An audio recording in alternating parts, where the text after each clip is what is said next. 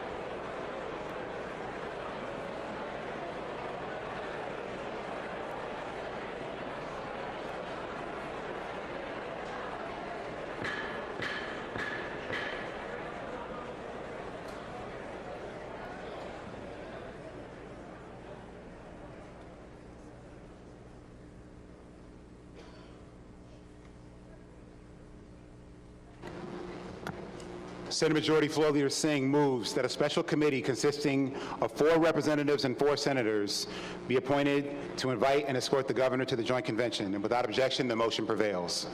The following members are named to the committee: Representatives Aragona, Schuette, Foreman, and McFall, and Senators Hertel, McCann, DeMoose, and Huizenga.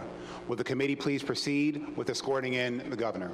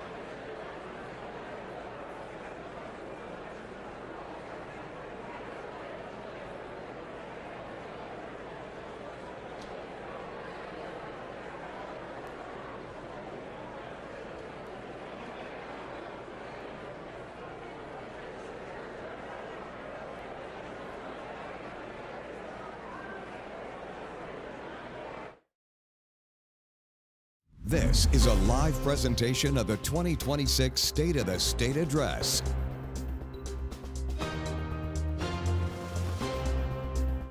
Good evening, everyone. Thanks for joining us. I'm Courtney Bennett. Moments from now, Governor Gretchen Whitmer will deliver her 8th and final State of the State address. The address will take place in the Michigan House chamber before a joint convention of the legislature. She's expected to lay out her plans for the next year. The governor's proposals will focus on creating jobs, lowering costs, continuing record investments in education and literacy, building housing, and more. In a statement on Facebook and X, Governor Whitmer says, quote, "Tonight, I'm delivering my final State of the State address. I'll stand in the same chamber where we fixed the damn roads, lowered costs for families, protected fundamental freedoms, and proved that when you bet on Michigan, you get results. What comes next in that room matters because of what happens outside of it. Michigan works when people show up, roll up their sleeves, and focus on solving problems. That's how we've made progress. Democrats and Republicans choosing to work together and get things done. Not because it was easy, not because we agreed on everything, but because Michiganders expect results. The state has always been built by people who believe in hard work, fairness, and leaving things better than where they found them. And that's what tonight is all about. In another post on social media, Governor Whitmer also said to the people of Michigan, serving as your governor is an honor of a lifetime. Thank you for putting your trust in me. You can see right there, Governor Gretchen Whitmer has entered that House chamber. She is walking in right now. This is a live look. Now, lawmakers from both the House and Senate, they are gathered there tonight. Lieutenant Governor Garland Gilchrist and Speaker Matt Hall are on the rostrum. They should announce the governor's entrance, like we said. They will invite her up to that area, and we will hear from her momentarily, and you'll be able to see her entire speech right here. Afterwards, we'll also hear from the Republican response, which was recorded earlier today. Now tonight, we also are expecting the governor to talk a little bit more about her budget proposal. Typically, we've not seen a budget until after the State of the State address. However, the state's budget director, Jen Flood, laid out that proposal 2 weeks ago. Now, in that proposal, it totals $88.1 billion. Members of the Joint Convention, We'll cut the in Governor right of the great state of there. Michigan, Lieutenant Governor Gretchen Garland Whitmer. Gilchrist is addressing members of the legislature right there, lawmakers, both Republicans, Democrats. And we are getting ready to hear from Governor Gretchen Whitmer, who will make her final State of the State address, her 8th one, as she concludes her office in November. Now, we might also hear from her talk about when it comes to schools, kids have been her top priority. Thank you. And now we will hear from Governor Gretchen Whitmer. Thank you. My fellow Michiganders, good evening. I am honored to be back for my 8th and final State of the State address.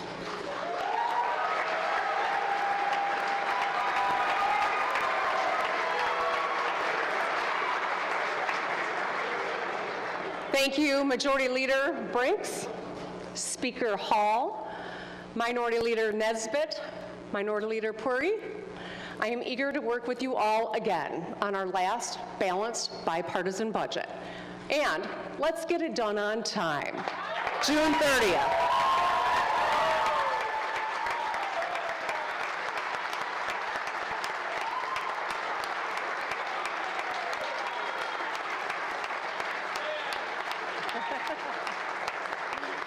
I want to thank every legislator here, whether it is your first term or your last. I want to thank you for your public service. From folks like Representative O'Neill, who leads the Michigan Legislative Black Caucus,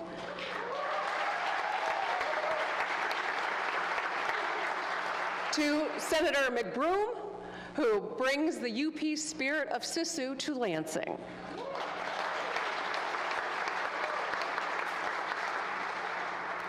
You all have unique perspectives and strong voices, and it's an honor to serve the people of Michigan with you. Let's applaud 3 other statewide leaders who have also worked hard for Michigan these last 7 years.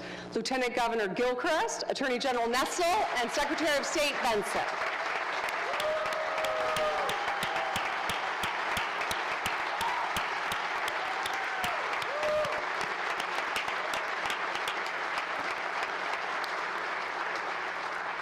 And let's thank the members of Michigan Supreme Court for upholding our Constitution and the rule of law.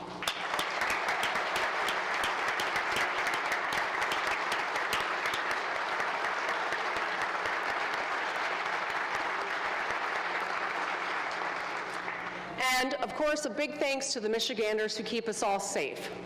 Our local first responders, the Michigan State Police, the Michigan National Guard, and our DNR conservation officers.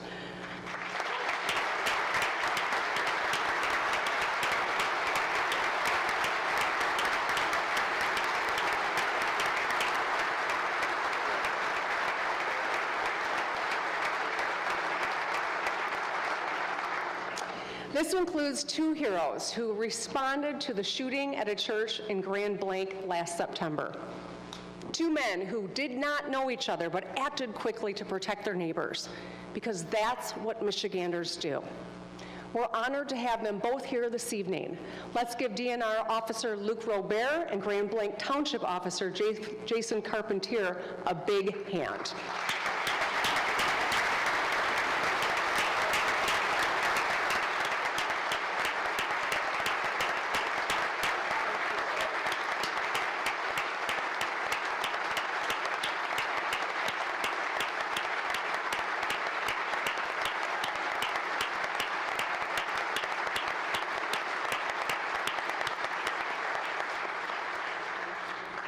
Thank you both. And next, let's thank our state employees, including my cabinet, the executive office team, and everyone on the front lines in the departments. Thank you.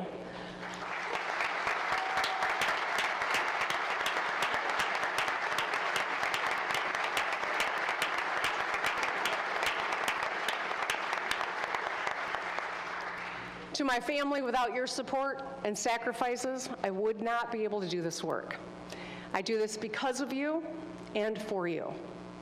And to the people of Michigan, serving as your governor has been the honor of a lifetime. Thank you for putting your trust in me. And finally, let's talk about the Olympics. From skiing to skating to snowboarding and hockey, Michigan was everywhere. 15 extraordinary Michiganders represented the U.S. on the world stage. They came home with 13 medals and a few less teeth. The Olympics are a reminder of what Americans can accomplish when we come together to do hard things. Here in Michigan, hard work and teamwork are in our DNA. Let's live up to all of what Michigan is possible, and let's give it up for all the Michiganders who represented the United States in Milan.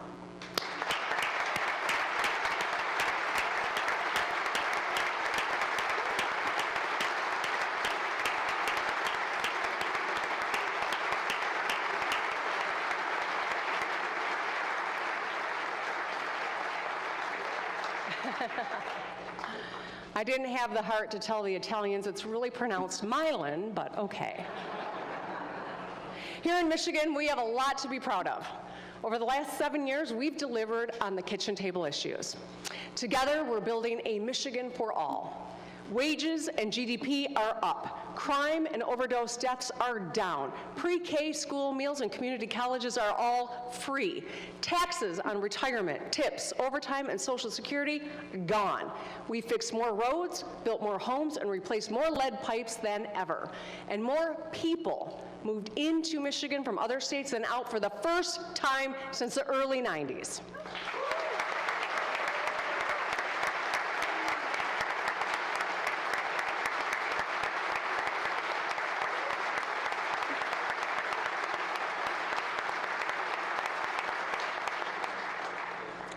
Still, people are nervous about the national economy. And while your paycheck may have grown, the cost of everything else has too. Many middle-class families tread water, struggle to pay the bills, find good jobs, and get ahead.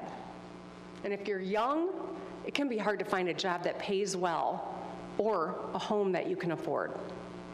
Tariffs have jacked up prices, costing families an average of $1,000 a year. Businesses of all sizes are facing higher costs and massive uncertainty too.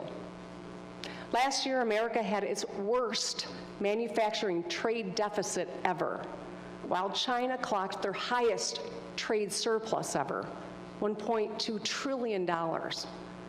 I'm hopeful that last week's Supreme Court decision will force Congress and the President to work out a more strategic trade policy.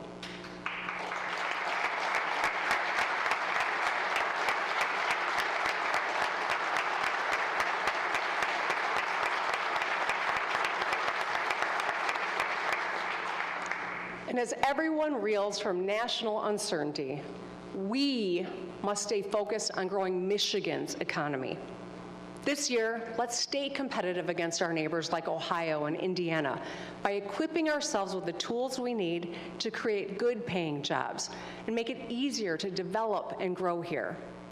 Thank you to Senator Singh and Representative Farhat for your leadership on this.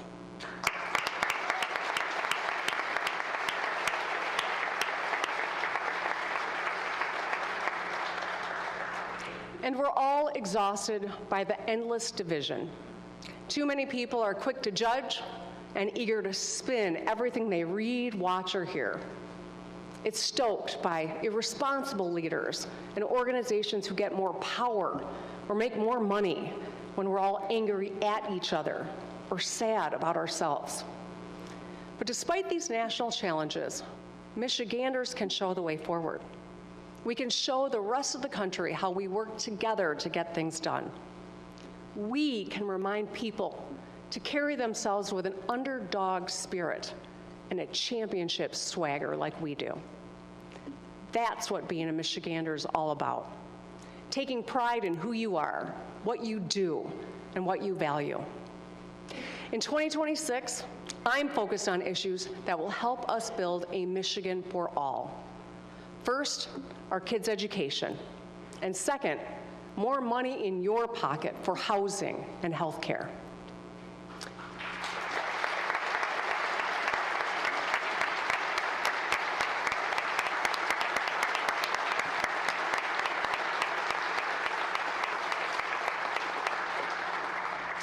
So let's start with literacy, an essential lifelong skill. Strong readers and writers grow up to be more confident speakers, better problem solvers, and great entrepreneurs. Illiteracy is a challenge that compounds over time. How could anyone enjoy learning if you can't read your textbook? Struggling students grow up anxious about getting called on in class, become increasingly disengaged, and ultimately struggle to fill out mortgage applications, pay bills, or apply for a job. And tragically, American students are falling behind, and Michigan is no exception. There's a gender gap here too. Boys are behind girls in reading at every age. Michigan is 44th in fourth grade reading. 44th. This is a serious problem. Our children deserve better. And it's not the fault of any one person, party, or event. It's not concentrated in any one state or any one kind of school district. Literacy is a national challenge. No matter who becomes governor after me, they'll have to continue this work. Because simultaneously, our economy demands every child possess stronger reading, writing, and critical thinking skills than ever before. And yet we're not keeping up with top states. But we can. We can close the gender gap and raise the bar for all kids. We can compete, but we must change to win. Over the past 7 years, we've taken significant bipartisan action on literacy. Led by leaders in both chambers, Senators Irwin, Camilleri, and Polhanke, and Representatives Glanville and Kelly, every budget I've introduced, negotiated, and signed these last 7 years made record investments in education. Every year, we've raised the bar. We trained more teachers, tutored more kids, funded more mental health, and upgraded classrooms, libraries, and science labs. In late 2024, I signed Science of Reading legislation, a statewide strategy that uses proven methods to teach reading. That includes phonics, because it works. Previously, our schools used over 400 different literacy teaching methods. Now, we're simplifying that to what we know is most effective. Soon, we'll also screen every student for dyslexia, identifying kids who need extra help and ensuring that they get it. We gave districts more funds to buy evidence-based classroom resources. We invested in literacy coaches, professionals who help our educators improve how they teach reading. And late last year, we convened the first ever Michigan Literacy Summit of Experts. I want to thank our state superintendent, Dr. Glenn Malenko, on his focus on literacy. Thank you, Dr. Malenko.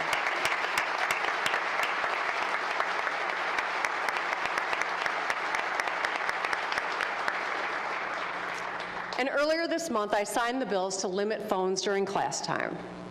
Students, yeah, give yourselves a round of applause.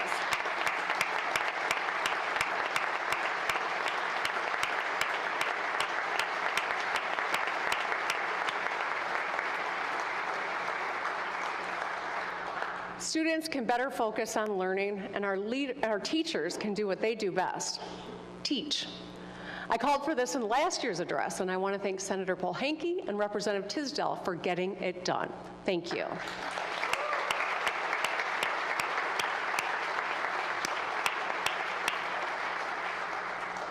We've been working together to make our schools safer, better places for kids to learn and grow. So this year, let's build on that progress. I just released my final executive budget recommendation, which included the largest targeted literacy investment in Michigan history. The plan has a simple name and a clear goal. Every child reads. It's got 3 parts: early starts, proven methods, and extra help. First, we start teaching reading earlier. Those early years are crucial. It's when young brains are best able to absorb new information. For babies and toddlers, literacy starts when people talk to them, sing with them, or read them stories, things most parents already do. That early learning continues in pre-K, where kids learn their ABCs and use language to play and make friends. The data tells us that students who attend pre-K are far more likely to read and do math at or above grade level. I'm thrilled that Michigan families have repeatedly broken records for pre-K enrollment. It's working, so let's keep going. Every parent should know that Michigan is committed to their child's lifelong academic success, from pre-K through graduation. So this year, let's fund free full-day pre-K for all and set every child up for success.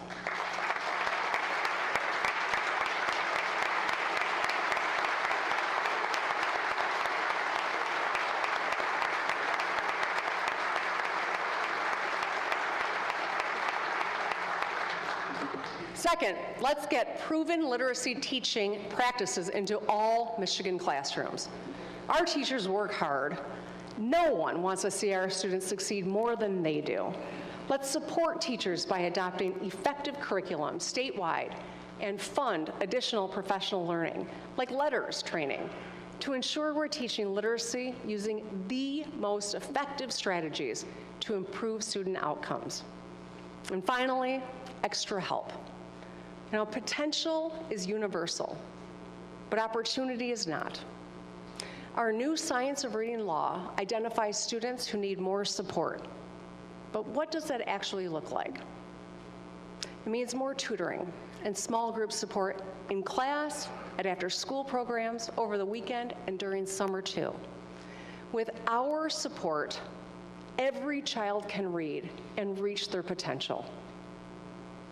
Hearing your child read for the first time, sound out the words, smile, and ask you if they got it right, it's a magical moment.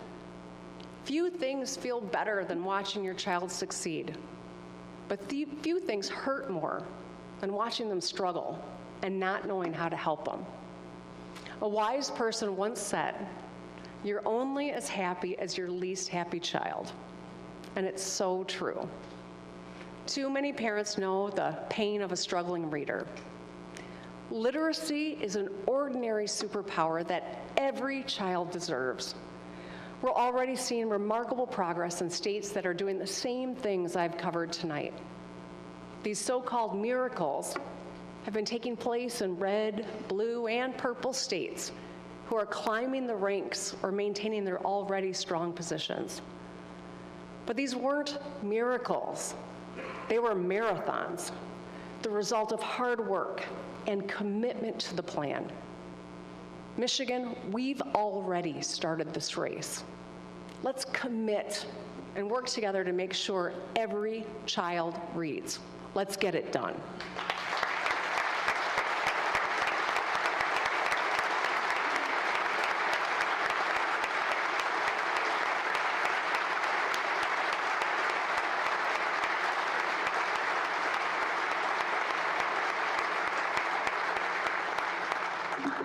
Next, let's talk about another national issue we must tackle together: housing.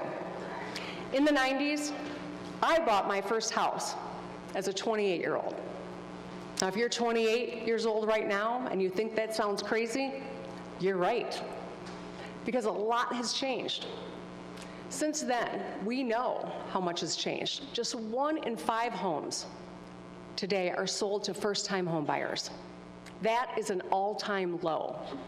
The median age of a first-time home buyer is 40. That's a record high.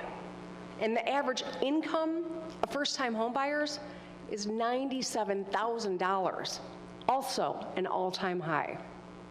It's hard out there.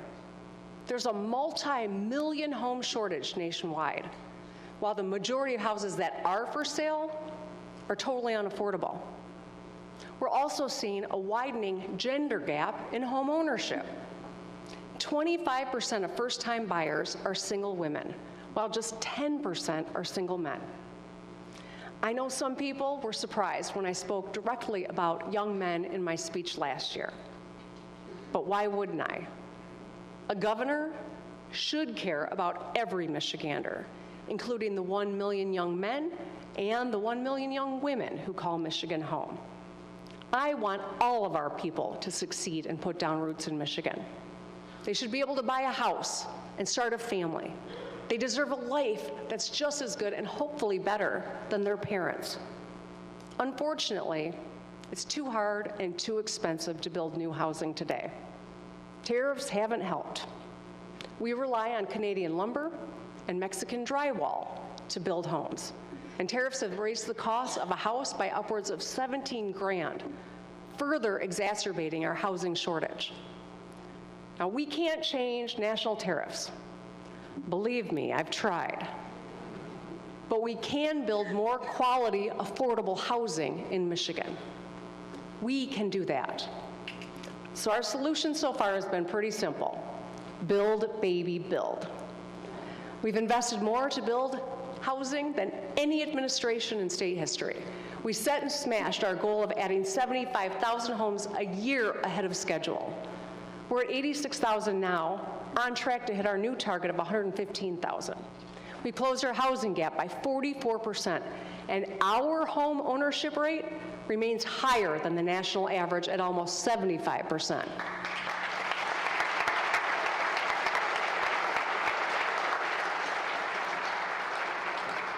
And we helped more than 6,000 Michiganders buy their first homes last year with record-setting mortgage and down payment assistance loans.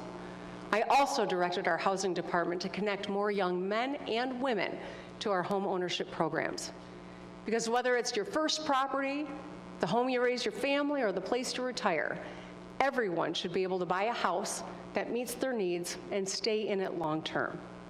This year, let's continue making it easier to build more housing. There are some common sense ways we can get this done. First, a new state-level affordable housing tax credit. There's already a federal affordable housing tax credit which incentivizes the construction of housing for working-class families. And with a state credit, we can build thousands more homes every year. You know, Michigan is the only state in our region without this tool. And once we create one, it'll unlock more federal dollars too. So we need to get this done because too many workers are being priced out of homeownership. Firefighters in Traverse City, nurses in Fraser, teachers in Chelsea. And there are two more things we should do to build housing. One, demolish nonsensical construction requirements. And two, streamline zoning.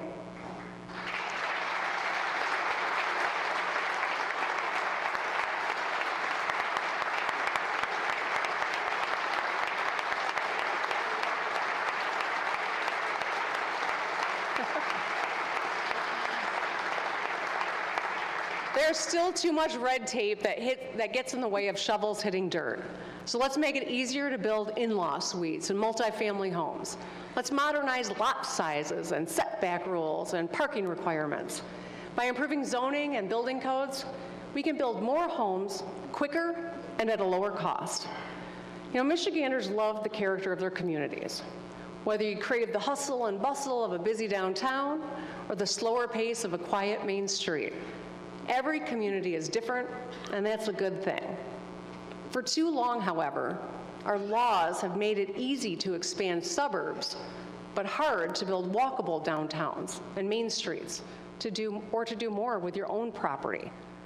It shouldn't be so hard to build the homes people need in the places where they want to live. Young Americans want to live in areas with good jobs, great restaurants, unique businesses, concert venues, sports stadiums. To attract and retain young workers, let's build the kind of homes they want, in the places they want. Representatives Grant and Aragona, Wooden, Merriman, Neely, Fairbairn, Senators Irwin and Kavanaugh have been leading on housing, and I want to thank you.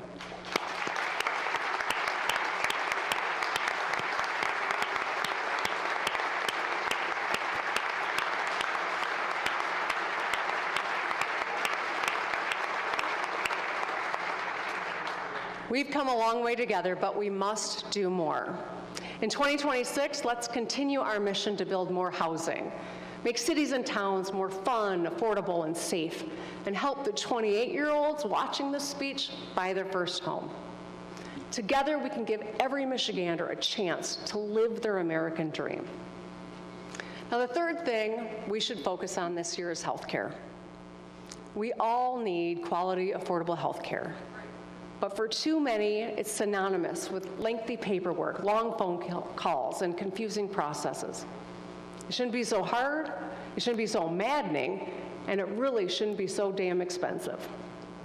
Last year, the majority in Washington, D.C. voted to slash Medicaid and SNAP by $1 trillion, ripping health care and food away from millions of our neighbors, family, and friends.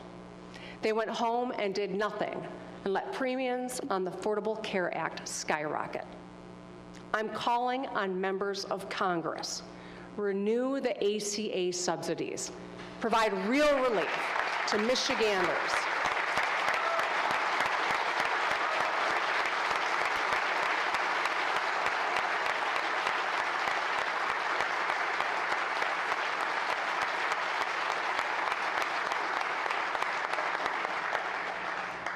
They can provide real relief to Michiganders who now must pay thousands more for the same coverage they had last year.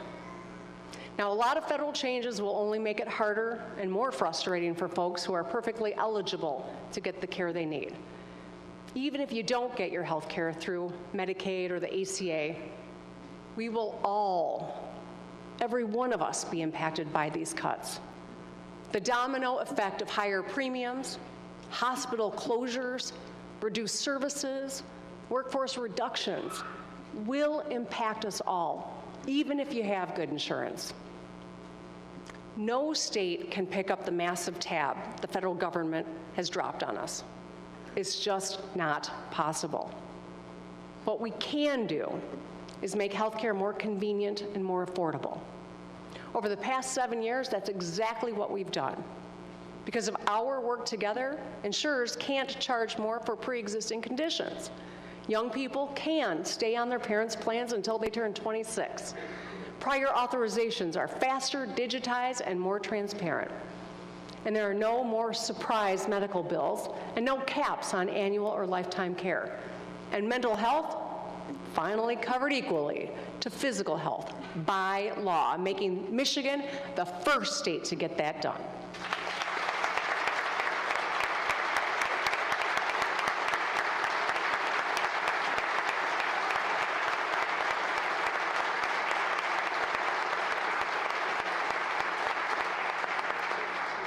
Now let's talk about two more things we can do this year to lower costs and protect access to health care. First, medical debt. Over 500,000 Michiganders got sick and couldn't afford to pay the bill. Last year, we wiped out medical debt for 210,000 people. That's a huge weight off of their backs. I'm grateful to county governments statewide who've taken similar actions. I also want to thank Senators Anthony and Lindsay for their leadership on this issue.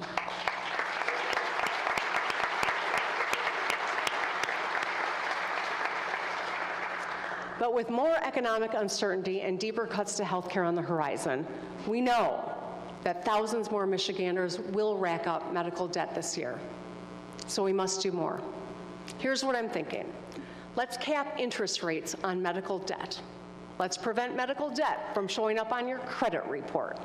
Let's require hospitals to set up financial assistance programs for patients. And let's ban liens or foreclosures on homes because of medical debt.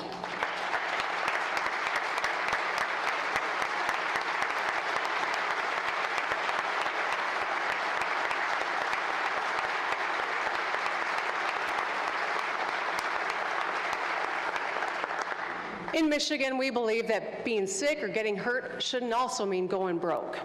In 2026, we can help more Michiganders reduce medical debt. Moving on, let's talk about Medicaid.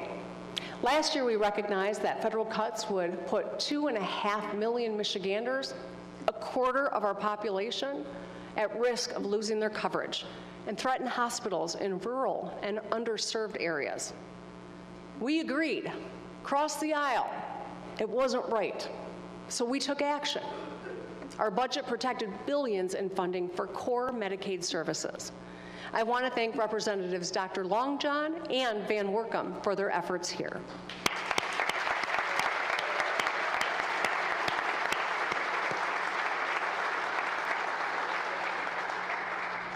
But the work is not finished. In our budget this year, we got to do more. In my executive recommendation, I propose a significant investment to stabilize Medicaid funding. If we include this throughout the budget process, we can protect benefits and maintain coverage for eligible Michiganders. No matter what happens in Washington, D.C., let's us work together here in Lansing to help Michiganders pay less for the care they need. It's what we have done for years.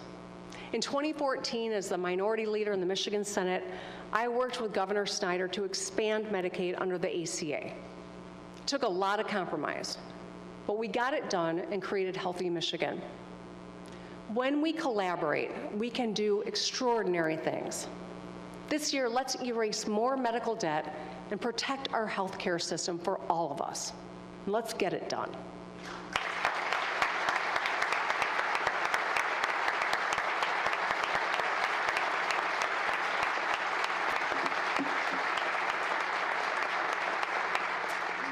Tonight I've spoken about the work we must do on literacy, housing, and healthcare to build a Michigan for all. But it's worth reflecting on just how far we've come in the 2,612 days since I was sworn in on a frosty January morning in 2019. Since then, we've made Michigan a state that more people can afford. On tax day this year, 1 million Michigan seniors will no longer pay the retirement tax because we repealed it.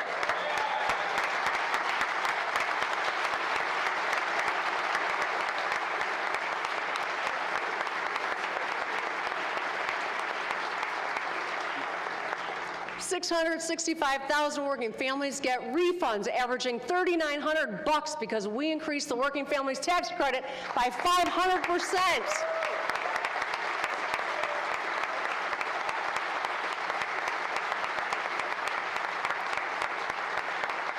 $800,000 workers will keep more of their hard-earned paychecks because we ended state taxes on tips and overtime.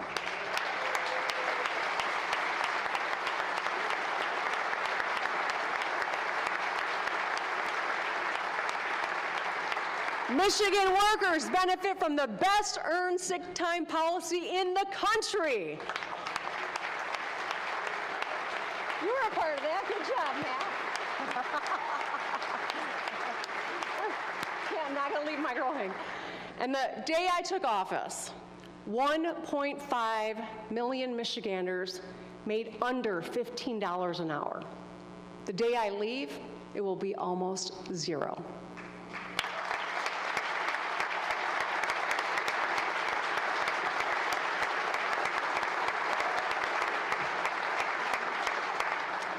Businesses have more opportunities too.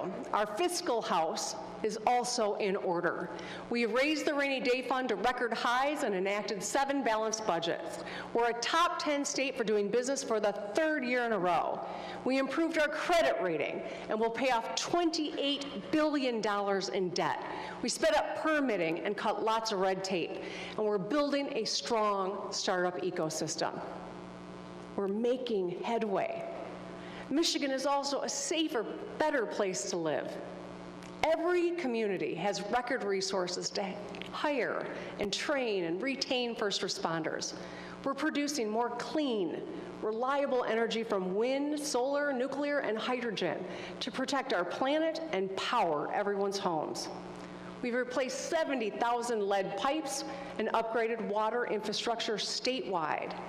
And we're fixing the damn roads everywhere, thanks to the biggest bipartisan roads deal in state history.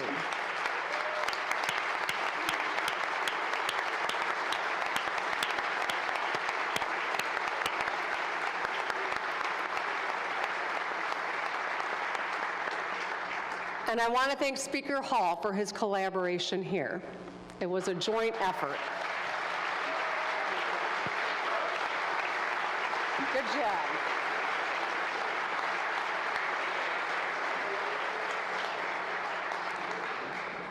It was a decades-long problem. We delivered a thoughtful, bipartisan solution. I'm really proud of this one. Since I took office through the end of this construction season, we will have fixed 26,500 lane miles of road and almost 2,000 bridges, and supporting over 200,000 jobs. We've had some of the busiest construction seasons in Michigan history, and more are coming. There's still a lot of work to do. So when you see those orange barrels, just know, I'm sorry, and you're welcome.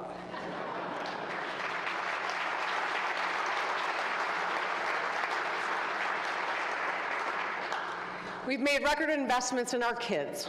It's quite a list. Every student in every school gets the same resources because we finally closed the funding gap.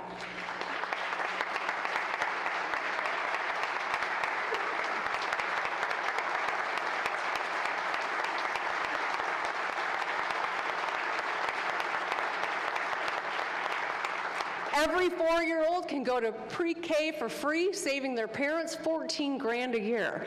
Every student gets more mental health resources, financial literacy skills, and personalized instruction. Every graduate can go to their community college tuition free. And every Michigander, 25 and older, can earn an associate's degree or certificate tuition free too.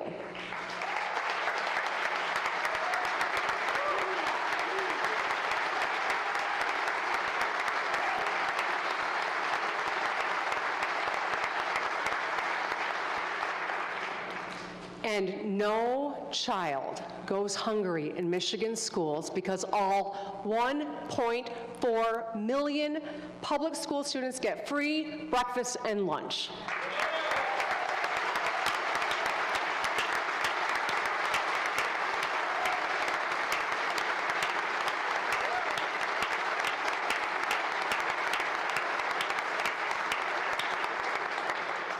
And you know what? This year, let's make that permanent.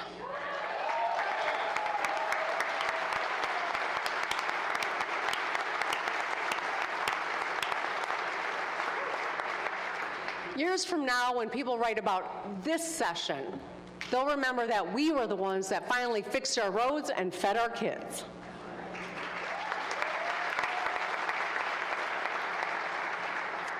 We've also protected fundamental freedoms for all. I want to thank my dear friend, Majority Leader Winnie Brinks, the first woman to hold that position, for her strong leadership that's helped make Michigan more fair and free.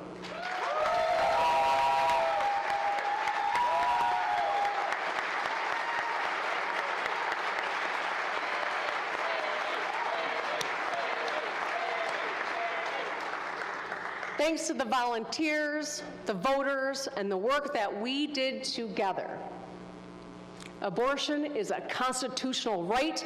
Women control their own bodies, lives, and future in the state of Michigan.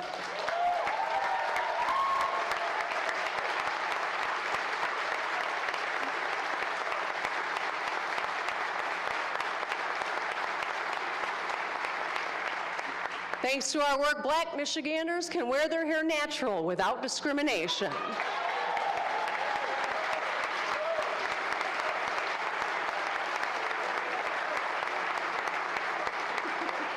We finally have common sense gun violence prevention laws, background checks, safe storage, extreme risk protection orders.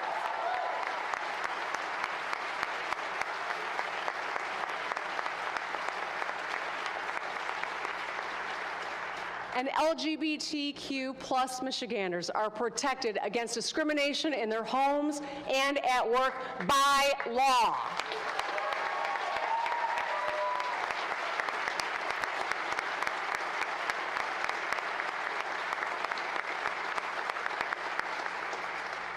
In Michigan, everyone deserves to be who they are and love who they love.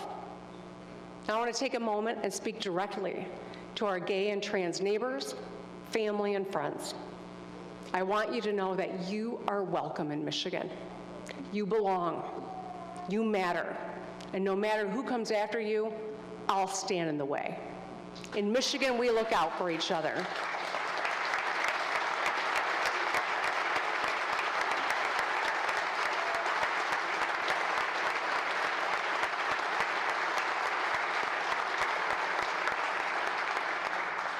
That's why I'll always fight for your freedom and your safety, and I'll veto any legislation that diminishes your humanity. I got your back.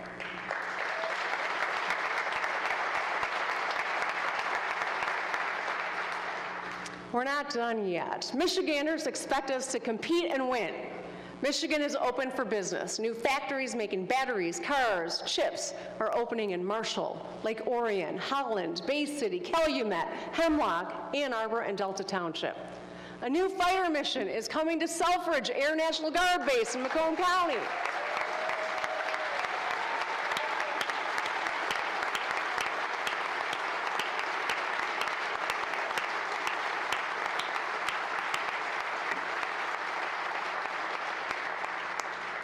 Probably not on the bingo card, but I want to thank President Trump for his work on this.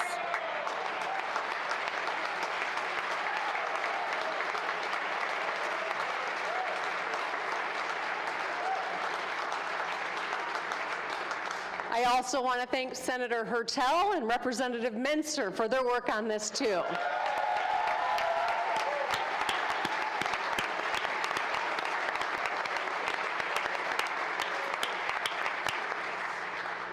And Congresswoman McClain, who is going to keep the pressure on in Washington, D.C.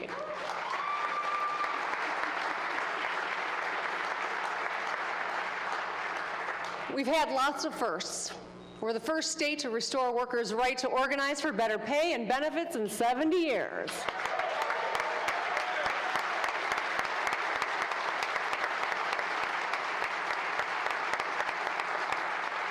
We're the first state to ever restart a nuclear power plant, and we're going to do it at Palisades.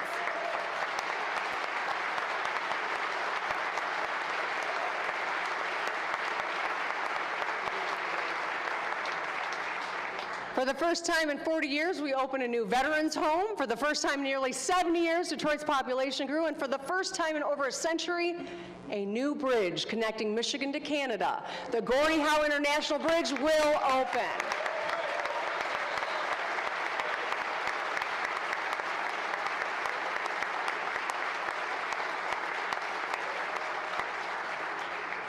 Throughout 2026, I'll be going across Michigan, lifting up these wins and listening to you in what we're calling the GSD Tour.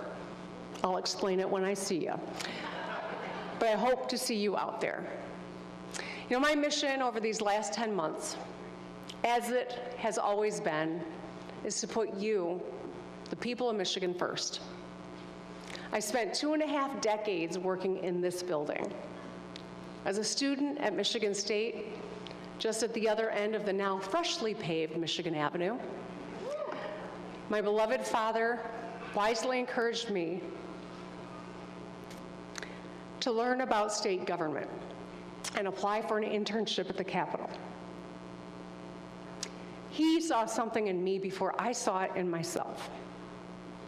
Soon, I landed my first full-time job as a staffer. My desk was literally in a safe on the first floor. I occupied 40% of the safe, and the office refrigerator had the other 60%. I got to work here at a unique moment. We had a tie, 55 Republicans and 55 Democrats. They shared power and still got a lot done. And that early experience stayed with me and shapes the way that I lead. In 2000, I was elected to the House. During my first term, I had my first child, Sherry. She was named after my mom, who was fighting brain cancer and lived just long enough to meet her namesake. In my second term, I had my second child, Sydney. And after a few terms in the House, I won a seat in the Senate in a special election. I literally gave my farewell remarks and walked off this floor, across the rotunda, and was sworn into the Senate. One of my House colleagues joked that the average IQ of both chambers went up that day. House members find that funnier than senators do. I loved my time as a legislator. I made friends on both sides of the aisle, people who believed deeply in the work we did and wanted the very best for Michigan. After a stint as a county prosecutor, I ran for governor in 2018 to fix the damn roads and a lot of other stuff too. I've been to all 83 counties many times. I've met Michiganders on the front line of every problem. Even as we've dealt with a lot of darkness over the past 7 years, I've been overwhelmed by the light that I've seen in my fellow Michiganders. Our state is full of good, honest, hardworking people who care deeply about their families and want to make their communities better. And that's why I'm optimistic about Michigan's future. It's the gritty, can-do attitude that defines our state's character. The ordinary acts of kindness we practice every day. It's Republicans, Democrats, and independents who put politics aside to solve problems. That's what Michigan's about. It's why I've never been prouder to be a Michigander. Right now, it can be hard to stay positive. It's frustrating to just stay afloat financially, much less get ahead. Ugly rhetoric and rising partisanship, especially at the national level, has made it hard and made it tempting to tune out and turn away. Social media platforms that were supposed to bring us together have made us distrust and in some cases despise our fellow Americans.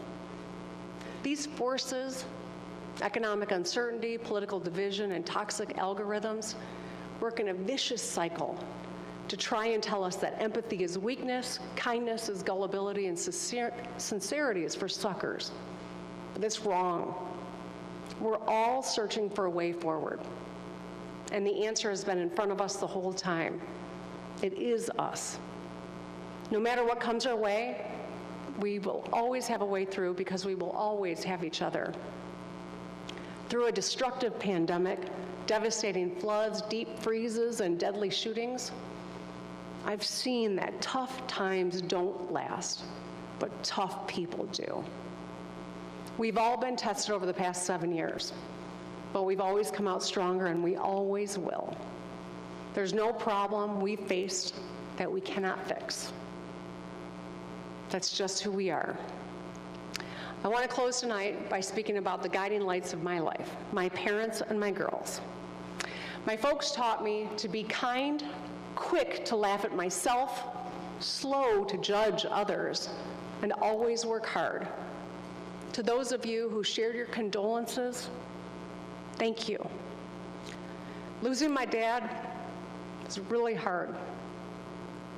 So thank you for seeing my humanity and showing me yours.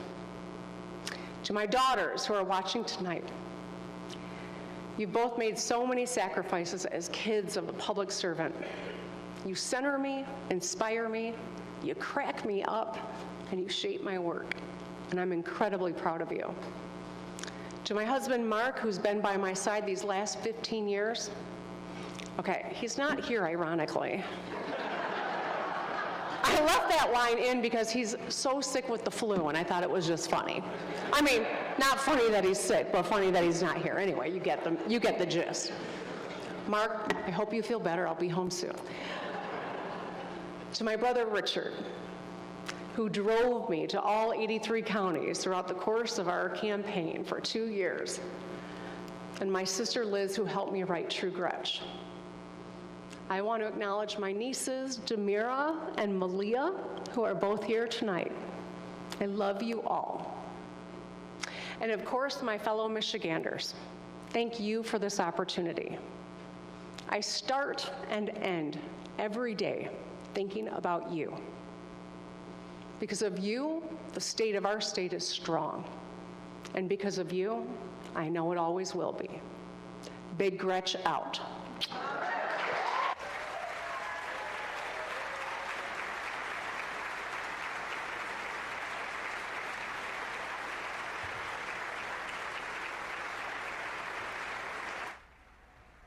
Governor Gretchen Whitmer wrapping up her 8th and final State of the State address to lawmakers at the Capitol in Lansing.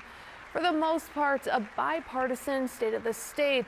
There were so many moments tonight that saw support from both Republicans and Democrats standing and applauding what Governor Whitmer had to say. One thing that got support from across the aisle was reading. Education continues to be the governor's top priority. It has been since she took office. She touched upon literacy in K-12 schools, specifically the 4th grade reading, and the importance of getting children up to speed when it comes to reading, saying it's a serious problem that Michigan students are 44th in the nation when it comes to reading. She also highlighted the housing crisis here in the States. She wants to give people more money in their pocket for housing. Governor Whitmer says she wants to see a state-level affordable housing tax credit, similar to what we see at the federal level. Whitmer also says that she wants to cap interest rates on medical debts. And now here's the pre-recorded GOP response from Senate Minority Leader Eric Nesbitt. Hi, I'm Eric Nesbitt, the Republican leader in your state Senate. But more than that, I'm a husband and a dad. Like many of you, I'm working hard to make our great state even better for our kids. And we just heard Governor Whitmer deliver her final State of the State address from the Capitol in Lansing. But I'm speaking to you from my family's 6th-generation dairy and grape farm here in Lawton in Southwest Michigan. This is where my parents taught me that it takes early mornings and hard work to get the job done. And too much of what we heard tonight doesn't pass the smell test, not even here on the farm. For 8 years, Governor Whitmer has had a bad habit of saying all the right things and then doing all the wrong things. And she's hoping you'll forget. But we haven't forgotten because we're living with the consequences. It's harder and harder than ever to make it in Michigan. Too many families are struggling to heat their homes, put food on the table, and stretch their paycheck each month. That's why in 2024, you made your voice heard. You put Republicans back in control of the State House and sent President Trump back to the White House. 8 years ago, Governor Whitmer promised to fix the damn roads. Yet despite a nearly 50% increase in state spending, higher taxes, and a $9 billion surplus, less than 10% of our roads have been repaired. While you were budgeting to buy groceries, her administration lost more than $8 billion to unemployment fraud. While you were following the rules, her team gave a $20 million grant to a fake charity run by one of her friends. But the costs of her failed leadership aren't just measured in dollars and cents. We will never forget the thousands of seniors who died in our nursing homes because of her orders. We will not forget the small businesses and the workers crushed by mandates she now admits were based on bad information. And we will never forget that our children were locked out of their classrooms for 2 years. Now, a staggering majority of our students can't read at grade level. 3/4 of 8th graders have fallen behind in math. And Michigan schools rank near the bottom nationally. And that's wrong. Governor Whitmer finally wants to talk about solving the literacy crisis. About time. But what she won't talk about is how she gutted standards with Lansing Democrats, or how she vetoed millions of dollars to help kids recover lost learning after her COVID lockdowns. By nearly every metric, Michigan is worse off today than when Governor Whitmer first took office. You deserve leaders who share your values and understand your struggles. And that's why Republicans in the House and Senate are fighting every day so you and your family can make it in Michigan once again. We are rooting out the waste, fraud, and abuse in your state government, reining in the size of state government, and putting more money back in your pocket where it belongs. We will end the Democrats' Green New scam that's destroying our forest and farmland for solar panels and making it more expensive to heat your home. We will tackle housing, childcare, and healthcare shortages by getting government out of the way and taking a blowtorch to Whitmer's bloated bureaucracy and crippling red tape to make Michigan more affordable. It's time to declare Michigan open for business and good-paying jobs once again. And we will raise the bar for students and teachers and restore Michigan's reputation as one of the best education systems in the nation. It's time to enact a read by 3rd grade guarantee, trust parents to make the best choices for their kids, and bring back the trades to our high schools. We'll make sure that our children's first letters are ABC and not DEI. And we will fix the roads without cursing about it. Gretchen Whitmer's Michigan has left too many hardworking families behind. But tonight, fellow Michiganders, I want to encourage you, don't lose hope. Republicans are cleaning up her mess by focusing on the things you care about. We're going to make the state of our state strong again so that everyone can make it in Michigan. Good night. May God bless you, and may God bless the great state of Michigan. We'll have a complete recap tonight on Mid-Michigan Now at 10 and 11. We'll break down Governor Whitmer's top priorities, have reaction from local lawmakers, and take a closer look at the major initiative the governor plans to pursue. I'll also break down how this will impact Mid-Michigan. This concludes our special coverage of Governor Gretchen Whitmer's 8th and final State of the State address. I'm Courtney Bennett. We'll resume regular programming. Thanks for watching.